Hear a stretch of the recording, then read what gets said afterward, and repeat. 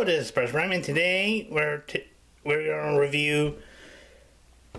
I guess you consider this to be the wreckers of War for Cybertron, Siege.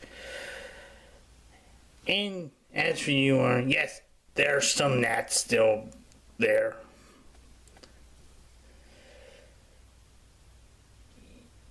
But anyway, yes, these are basically the wreckers. And plus I did put the Battle Masters in there. But technically they're from '86, so they're okay. So let's start off with the other two Battle Masters that I own that I haven't reviewed. Besides Misfire, because I'm waiting for still did not get hold of not Misfire, Aimless. I still don't have a Misfire or Counterburst because I don't own, because yeah. Anyway, enough me don't have it. We have Lionizer as a sword, and we had Paradon, forget what his name is, but as you could see, this guy is a sword. Matter of fact, he has this side effect that you can attach to give him a slashing effect. Like he's slashing. The tail is removable to give it to smaller things. So this guy is an axe. You can, matter of fact, there's the fact you can actually put it on the wings, and like he's chopping down things. There's also a little hole, so yeah. But if you can, he also has a peg right there, so you can have him being a gun. So yeah, yep. And they're actually easy to transform, so I'll do it real quick. And they're beast modes. Do it real quick.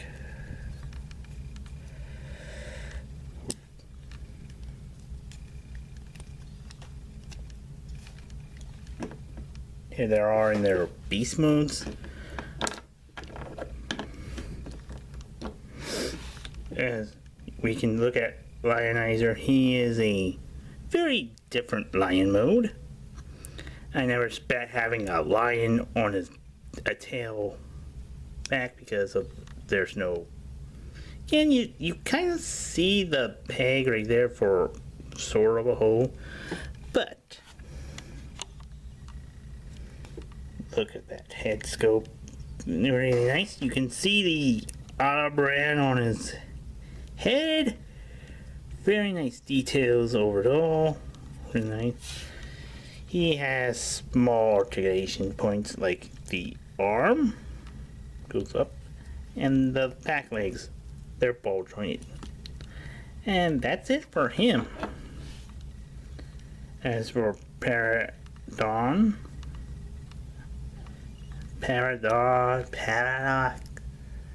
something like that. He or she looks really cool. With the very nice. There's no auto brand on him or her, so you can give him to the other Decepticons. Again, pretty nice details, and yeah, only alternation is heads goes up, the wings go up, heads go up, the feet goes up. But yeah, that's pretty much it for these two. And now we go to we have Impactor. The other half of the winds. Yep. As you can see, we have his gun. But, oh yeah, I forgot something. Oh yeah. That is actually, I actually forgot to do this. Oh yeah, I forgot. Now he looks actually better. Yeah, he in tank mode, he looks really great. I totally forgot about the barrel. Again, and now he's started to split, so yeah, he can roll.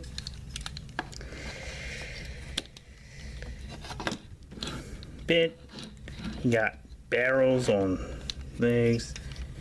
He got cow catchers so you can catch mines and stuff. He got his lampoon. He got the barrels. His gun barrels is really nice.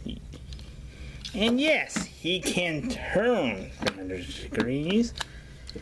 And if you want to unpeg them, he sure can do that.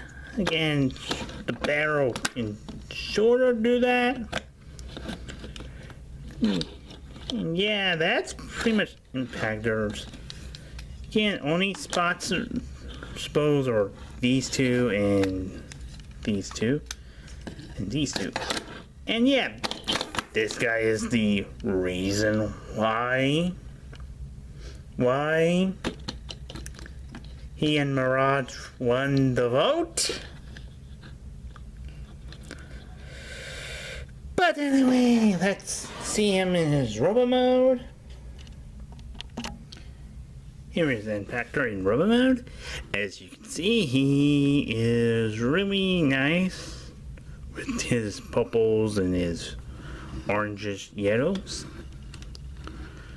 And as well, painted yellows on the packs areas and his head. Let us zoom in on the head real quick.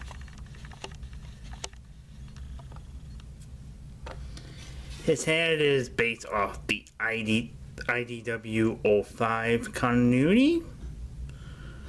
So, really interesting. Matter of fact, there is a... Actually, he's based off on the G1 Marvel comic. The IDW Aspire head is in the exclusive 2-pack where he has his backstory that he is a Decepticon that turns into abandoning the Decepticon cause and becomes an Autobot. That explains why he is purple. And I believe that's why people want to vote for him, because this is the first time ever we got a legit Impactor, but that isn't a third-party toy. But yeah, the other Impactor toys were kind of iffy because there were repaints of existing toys, but this is pretty much this is the accessories wise. He got his lampoon and his gun. And matter of fact, if you remove his lampoon, you give him his extra hand. Again, if you want to. Again, I imagine this was him as a Decepticon who this was used to be on his gun, and he's gonna do that, or is on his shoulder. So until maybe Starscream cut his hand off for betraying him, so he removes his lampoon and put it on his hand, and that's how he got it. That's how I personally think. And yeah, he has the ports for any blast effects. And also parts you can put on armor, which is really cool. So for articulation wise, head can rotate 300 degrees.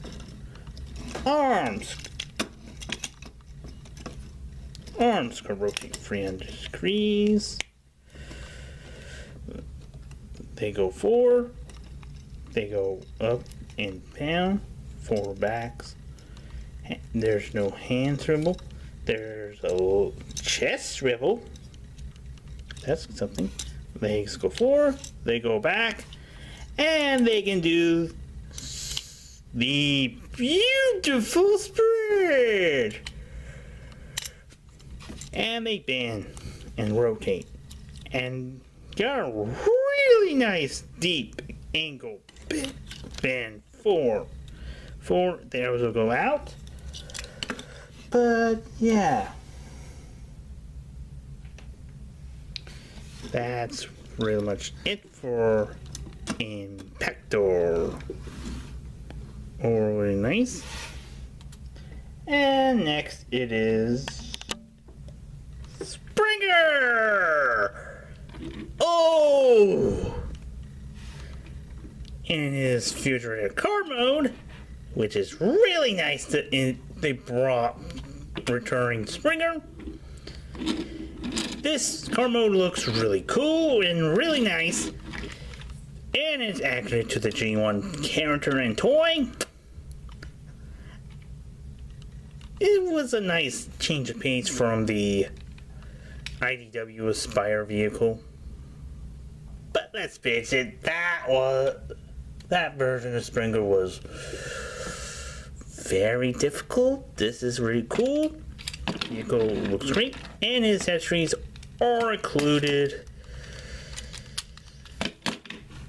2 guns, 1 short, 1 long, and this pack with swords and this thing that's meant for the other mode. But yeah, he can roll, sort of roll going out things and all that. But yeah, speaking of that other mode, in his helicopter mode,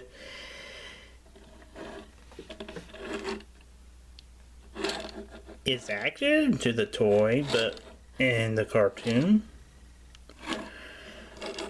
and the comic, some of the comics, but the only problem is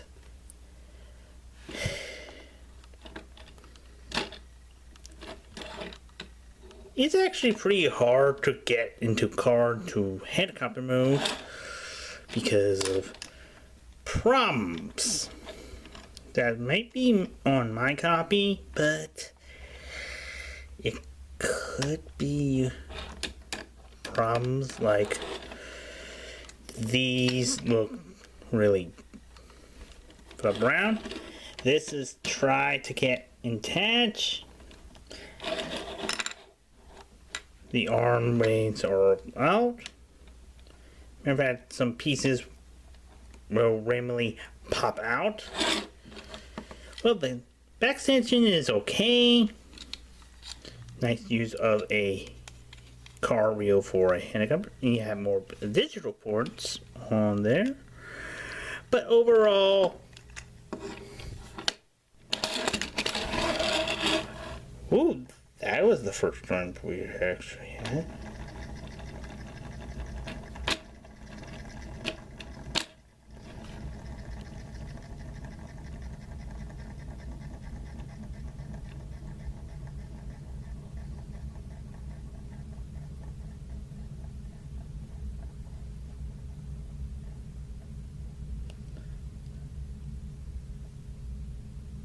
Overall, that was actually really cool.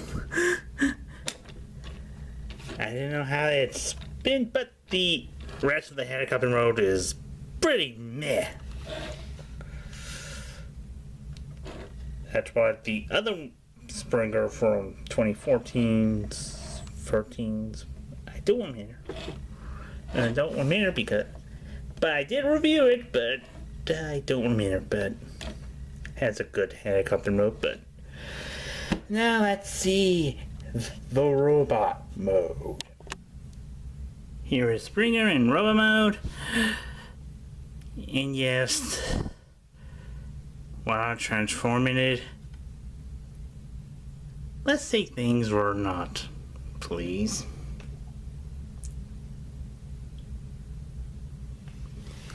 But anyway, he looks really cool and accurate to the G1 design look and feel. He doesn't have those massive shoulder pad things like the other one had. Doesn't have extra spikes on his hand. He looks normal, saying the least. But his guns can combine along with swords and this thing as a weapon. You can actually remove the swords and you get them as a additional weapon. You can put all the guns as additional weapons, and I don't know what you do with the distance unless you put the swords back in their helicopter mode. Then you can do Dinobot spinning gimmick. But anyway, for his articulation, head can rotate 360 degrees, arms can rotate not really side to side, but you can go forward, rotate, bends one joint, and bends, rotate. Legs go forward, they go back, bends this way, and has one big strain. And also there's problems like if you want to do the leg joint, you accidentally pop that off. Yeah, that's pretty much it for Springer. And next it is Ultra Magnus in his Cybertronian truck mode. He looks really cool, and yes, he has a lot of guns. Guns ablazing, including his 2 missiles. But alright, you can actually move the trailer off of the body and let the trailer go, and you leave with this truck mode, which the cab resembles the the Robots in Disguise Car Robots 01 cartoon, but the rest looks pretty much empty without that hanging. But anyway, let's see this guy in his inner robot mode. Here is Ultra Magnus in his inner robot mode. It's just a white Optimus Prime with different guns and this thing and all that. His head sculpt is visually Optimus Prime. It's not like they retool him as a Cybertron version of himself.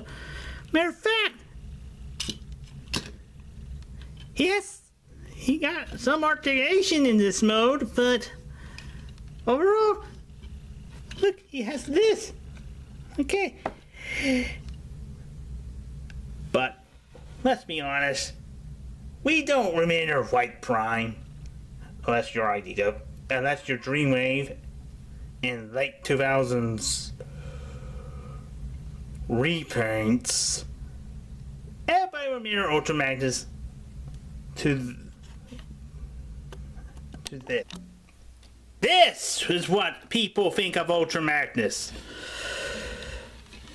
Yep, in all of his glory. On the second. There. I have to switch videos for a minute because my car wants to go up to 20 minutes. for some weird reason. But anyway, he looks pretty cool in this armor form. Granted, he looks pretty cool in this form. For a teenager rise, head can rotate. Arms could go for. Again, the armor pads are green. And armors, he has the same articulation what he had in the Roma mode. Also, his inner robot feet can do splits and that. Also, people remember this Ultra Magnus, not the White Prime. Again, really cool and really nice. They include the White Prime. So, some of the records, I'm not gonna just skip Springer in the background, like he's hiding, and we put the lion and bird, dinosaur back there. And we should go for. But overall, these guys really cool, and they are be nice to have G1 updates after the dramatic changes in the IDW comic accurate designs. But overall, they look nice and really great, and plus you can get them. However, I hope possibly in the first part we might get our Earth mode Ultra Magnus. But this is a nice addition for a Cybertronic mode, and yes, Hagaman recommends these if you're a fan of Impactor. Yeah, if you miss him, I believe there is a rumor